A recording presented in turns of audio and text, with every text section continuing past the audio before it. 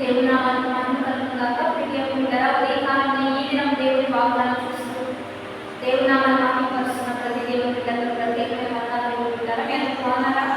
ఉదయకాలం వాగ్దానాన్ని చూడడానికి సిద్ధపడి ఉన్నారా? ఈరోజు దేవుడు మనతో ఏం మాట్లాడుతున్నాడు చూద్దామా? పరిశుద్ధ లేఖన గ్రంథం గురించి ఫిబ్రవరి రాసిన పత్రిక 11వ అధ్యాయం 17వ వచనం చదువుకుందాం.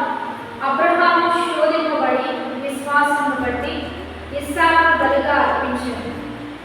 ఎవరు ఆ వాగ్దానంలో సంతోషంతో అంగీకరించునో ఇస్సాకు వలనైనది నీ సంతానం అవ్వబడును అని ఎవరితో చెప్పబడినో ఆ అబ్రహాము మృతులను సహితం లేపుటకు దేవుడు శక్తివంతుడని ఎంచిన వాడై తన ఏక కుమారుని అర్పించి ఉపమాన రూపముగా అతనిని మృతుల్లో నుండి మరలా పొందేది. ఈరోజు దేవుడు పెట్టారా? అబ్రహాము యొక్క విశ్వాసాన్ని గురించి దేవాది దేవుడు మనతో మాట్లాడుతున్నాడు.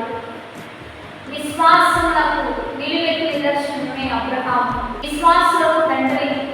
ఈరోజు మనందరికీ తండ్రిగా నిలబడిన అబ్రహాము యొక్క జీవిత విధానం మనందరికీ తెలిసి దేవుడు. అదే విశ్వాసాన్ని దేవుడు మరలా మనకు చూపిస్తూ ఉన్నాడు. ఈ ఉదయకాలంలో ఏమో తెలియజేస్తున్నాడంటే అబ్రహాము యొక్క విశ్వాసం ఎంత గొప్పదంటే దేవుడు తనకు లేక ఇచ్చిన ఏకైక కుమారుని బలిగా అర్పించమని చెప్పినప్పుడు తనను తీసుకెళ్ళి ఎందుకు బలిగా అర్పించాడు అంటే తన లోపల విశ్వాసం ఏంటంటే మృతులను సహితం సజీవులుగా లేవనెత్తగలిగిన వాడే నా దేవుడని విశ్వసించాడంట అబ్రహాము. అందుకనే తన కుమారుడు ఇస్సాకును బలిగా ఇవ్వడానికి ఇష్టపడ్డాడంట. అది ఏ రీతిగా బలిగా ఇవ్వడానికి ఇష్టపడ్డాడో అదే రీతిగా తన మృతుల్లో నుంచి మరలా లేనట్టుగా దేవాది దేవుడు గొప్ప సాక్ష్యాన్ని అబ్రహాము గురించి వింటూ ఉన్నాను. దేవుడారా, అబ్రహాము శోధించబడిన వాడే పరీక్షించబడ్డాడు. దేవుని విషయంలో విజయవంతంగా తన విషయంలో దేవుడి పట్ల తనకున్న విధేయత, విశ్వాసం, ప్రేమ, ఆప్యాయత అన్నీ ఒకటేసారి బయలుపరచబడినాయి.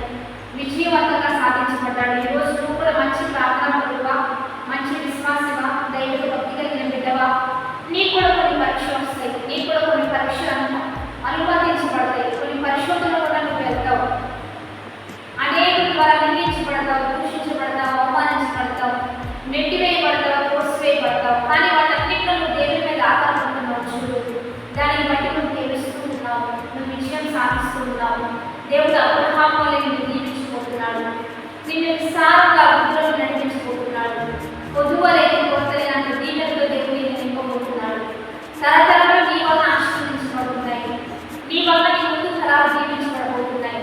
ఎందుకంటే నీవు నిలబడే విధానాన్ని బట్టి, నీవు చేసే త్యాగాన్ని బట్టి, నీ సహనాన్ని బట్టి, నీ ఓర్పును బట్టి, నీ తగ్గింపును బట్టి నీవు దేవుడు అత్యంతమైన కృపను చూపించబోతున్నాడు. కాబట్టి భయపడదు, ధైర్యంగా ఉండు, విశ్వాసంగా ఉండు. ఈరోజు అబ్రహాము విశ్వాసంతో నడిస్తే ఖచ్చితంగా అబ్రహాముకి ఎంత ఆశీర్వాదాన్ని ఇచ్చాను, నీకు అంత ఆశీర్వాదాన్ని ఇవ్వబోతున్నాడని దేవుడు తెలియజేస్తుండగా విశ్వాస వెలుగు జాబితాలో ఉందాం. విశ్వాసంగా గొప్ప వెలుగుదాం. దైవికంగా దీవించబడదాం. ప్రార్థన చేద్దాం. పరిశుద్ధ ఉన్నత గొప్ప దేవ, ఈ దినం ప్రత్యేక మాతో మాట్లాడిన ప్రతి వాక్కుపై నీకే మహిమ.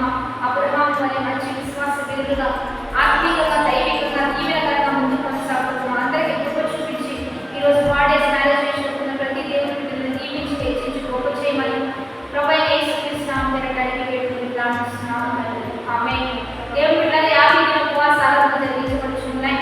ఈ దినం 20వ ఉపవాసారాధన మీరందరూ కలుసుకోండి. లైవ్ ఇస్తున్నాం. పాస్టర్ యోగేశ్వర జేబీఎం చర్చి, ఈ సిస్టర్ సౌమ్య జేబీఎం చర్చి అనేటువంటి యూట్యూబ్ ఛానల్ ద్వారా.